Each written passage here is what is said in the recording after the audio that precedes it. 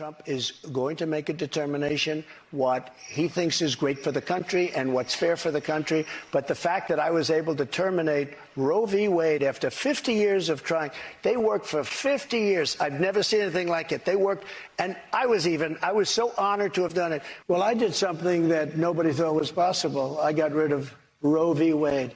And by doing that, it put pro-lifers in a very strong negotiating position. Nobody did a job like I did, including Roe v. Wade, bringing it back to the states. What I did by killing Roe v. Wade, which everyone said was impossible. A big thank you to President Donald J. Trump for his support and his endorsement of this campaign. Let me just say, the Trump culture of winning is alive and well in Kentucky. Even though Trump made a last-minute push for the Republican candidate, he wrote, "Kentucky, get out and vote for Daniel Cameron for governor. It is a vote you'll be very proud of. He will never let you down." I was raped by my stepfather after years of sexual abuse. I was 12. Anyone who believes there should be no exceptions for rape and incest could never understand what it's like to stand in my shoes. This is to you, Daniel Cameron. To tell a 12-year-old girl she must have the baby of her stepfather who raped her is unthinkable. I'm speaking out because women and girls need to have options. Daniel Cameron would give us none. Well, that didn't turn out exactly how I wanted it to. I promised the governor I'd be brief, so I'll be brief tonight and say thank you all. He wrote, "Daniel Cameron lost because he couldn't alleviate the censure of Mitch McConnell. I moved him up 25 points, but the McConnell relationship was too much to bear, so under the bus you go." I want to talk about abortion and how this just might be an issue in 2024. And thousands of people who would have chosen to have an abortion now don't have that choice. That's right. What do you say to those people? Those are thousands and thousands of little babies that are now alive. We are a very safe place for little babies. What about women? We are a very safe space for women as well. Oopsie, you nearly said the quiet part out loud there, didn't you? Also, it is a pretty sad state of affairs when "but what about women" genuinely counts as a gotcha question. Haley's doctor was clear. When he's born, he's going to suffocate to death. He may live for a few minutes, he may live for an hour, but he is going to die.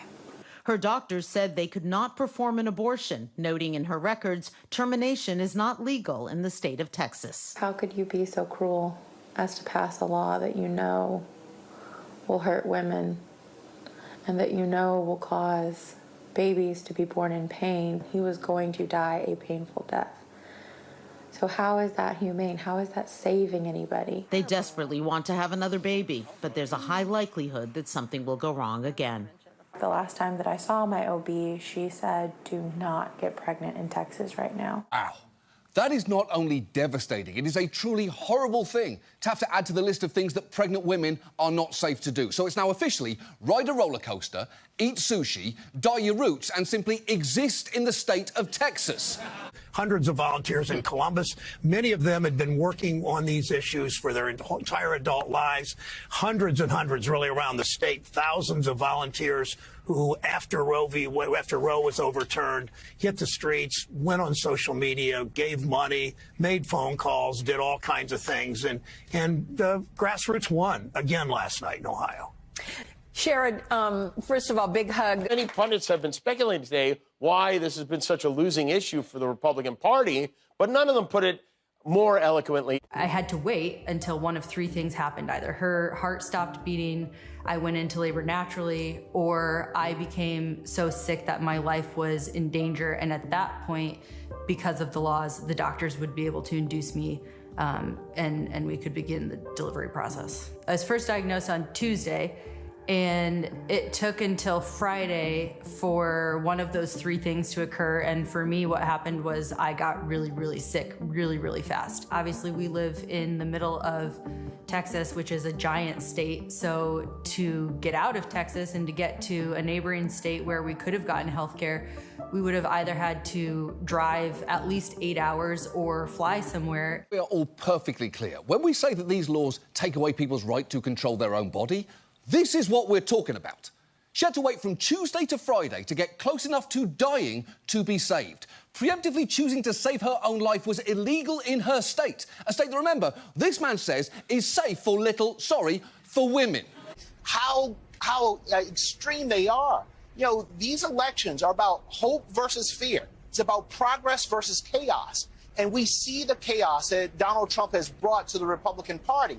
And time again, as long as Donald Trump is a part of this party and leading the Republican Party, they're going to continue to lose at the ballot box. And when you take all of this into account, it is no wonder that women in states with abortion bans are nearly 3 times more likely to die during pregnancy, childbirth, or soon after. And this is only exacerbated for people of colour who already faced significant disparities in maternal and infant health before the Dobbs decision. Well, you know, it's all about messaging. Republicans had poor messaging, and Democrats, spent so much, and, the Republicans just didn't get their message out. Fuck that noise. I think Republicans did get their message out. 84% of the lawmakers who sponsored them were men. And look, clearly they are the key problem. Even punishment for abortion, yes or no, as a principle? The answer is that there has to be some form of punishment. For the woman? Yeah, there has to be some form. After Iowa, Joe Biden too old to win. After New Hampshire, Joe Biden's a joke. It's all over. Then Joe Biden came to your state. Woo! Hold my beer. That was fast. Hold my beer. Joe Biden's the nominee. Then they go, he's an old man living in his basement. He can never win. Joe Biden won. Hold my beer. Then, again, 22 red wave. But let's also take a second for the 16% of lawmakers who were women. Because if you are a woman voting against abortion access, you are, and I'm told that this is the meanest thing that this voice is allowed to say, not a girl's girl. Hey, forgive me for going on so long, and I hope your mother will forgive me. Say hi to your mom for us. But then after 2022, about 3 weeks later, they go, Joe Biden, okay, that's great, but Joe Biden's too old. Then he gives a State of the Union address. People go, well, wait, he's pretty good. Then they go, he's too old. And then Joe Biden becomes the first president in American history to go to 2 active war zones. I mean, I could go on and on. I won't. An international group named after Satan will soon open its first abortion business in the United States. The Satanic Temple, which claims to not believe in a literal Satan, will provide telehealth screenings and prescribe abortion pills for patients in New Mexico. The name of the soon-to-be facility, the Samuel Alito's Mom's Satanic Abortion Clinic. Incredible. Very well played. Now, is that going to fix everything? No, of course it isn't. But when it comes to responding to such widespreading devastation, you could do a lot worse than the single best your mom joke of all time. I'm talking about the intended ones for unwanted pregnancies too. An abortion is a medical decision between a patient and their doctor, full stop. And it is maddening to see some push to make their states safe for little babies while also making it far more dangerous for the people they grow up to be. I think they were very, very specific. Let's go to the videotape. Abortion industry's proposed amendment would allow no-limit abortions in Ohio. Abortions when the baby can feel pain, excruciating pain. On top of that, the same radical groups want to tear at the fabric that holds our families together. Allow our children to get abortions without our consent and remove all protections for the unborn. As parents, it's our worst nightmare. Would do very, very, very well in the scum-suckiest of places in America. Hey, that's their base. I'm Zachariah, Lone Star Liberal. Y'all take it easy. Bravely and selflessly reliving private, often difficult moments to educate and galvanise others. So many people have been working tirelessly to make this better, and I wish they didn't have to. I wish they could devote their lives and talents to something besides publicly fighting for basic necessary health care, but they can't because this is an emergency.